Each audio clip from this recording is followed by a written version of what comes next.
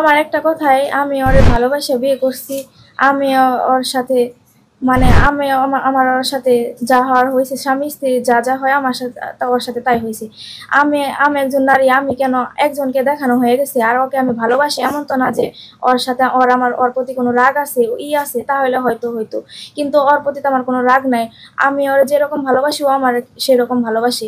তাহলে আমি কেন আমি আর এক ইজ্জত একজনকে দেখাইছি, আমি ওর সাথে সংসার করতে চাই আর ওর সাথে থাকতে চাই, আর আমার কিছু বলার নেই।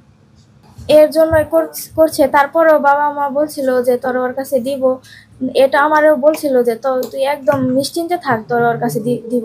কিন্তু পরে ওই যে বললামই তো যে আমার খালু, তারপরে এলো খালাতো ভাই, খালারা উসলে দেয়, তাদের করতে দেয় না, বলে কেন দিবি কেন দিবি, এত বেশি হলে আমার দিয়ে দিই, এই কথাই বলে। এর জন্য আর কি তারা করে না সবার সাপোর্টে প্রায়।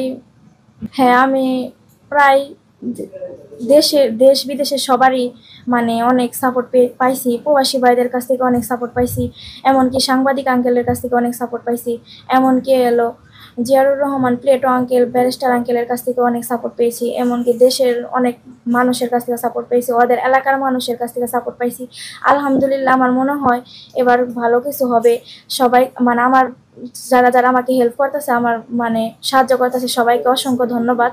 আমার জন্য জানি সবাই দোয়া করে, আমি জানি সুখী হইতে পারি। আমি